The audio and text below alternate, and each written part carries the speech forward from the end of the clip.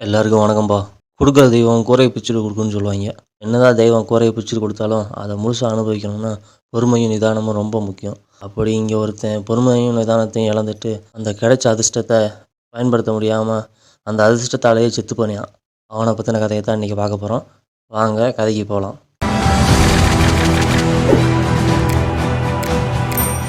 பல வருஷத்துக்கு முன்னாடி ஒரு காடு இருந்துச்சு. அந்த காட்டு வழியா ஒருத்தன் நடந்து போயிட்டு இருந்தான்.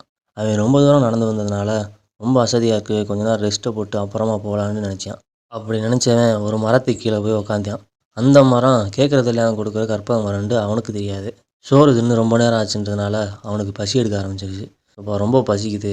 சாப்பிட்றதுக்கு ஏதாவது இருந்தா நல்லா இருக்குமே அப்படின்னு நெனச்சான். நெனச்ச உடனே அவனுக்கு பிடிச்ச மாரி சோறு எல்லாமே அவன் முன்னாடி வந்துச்சு. ரொம்ப பசியில இருந்ததுனால, இந்த சோறு எங்கேருந்து வந்துச்சு, எப்படி வந்துச்சு, அத பத்தியெல்லாம் யோசிக்காம, அவன் பாட்டுக்கு நல்லா சாப்பிட ஆரம்பிச்சுட்டான்.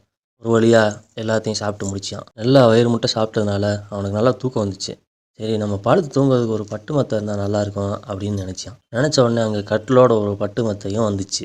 அதில ஏறி படுத்துக்கிட்டான். ரொம்ப தூரம் நடந்து வந்த அசதியினால, கை கால்லாம் ஒரே வலி. தூக்கம் வருது ஆனா தூங்க முடியல. புரண்டு புரண்டு படுத்துக்கிட்டே இருந்தான். அப்ப யாராவது நம்ம கை கால பிடிச்சு விட்டா நல்லா இருக்குமே அப்படின்னு நெனச்சான். அவன் நினச்ச உடனே 2 அழகான பொண்ணுங்க வந்தாங்க. வந்து அவன் கை கால்லாம் பிடிச்சு விட்டாங்க. அவனுக்கு நல்லா சுகமா இருந்துச்சு. என்னப்பா இது நம்ம நினைக்கிறதெல்லாம் நடக்குதே! இந்த மரத்தில எதுவும் பூதம் கீதம் இருக்குமோ? அப்படின்னு நினச்சான். அப்படியே அந்த மரத்தையும் பார்த்தான். பார்த்தா அந்த மரத்தில பூதமும் வந்துருச்சு. ஐயய்யோ! பூதம் வேற இருக்கே! இது பார்க்க பயங்கரமா வேற இருக்கு. இது நம்மள முழுங்கிருமோன்னு நினச்சான். அந்த பூதம் அவன முழுங்கிருச்சு.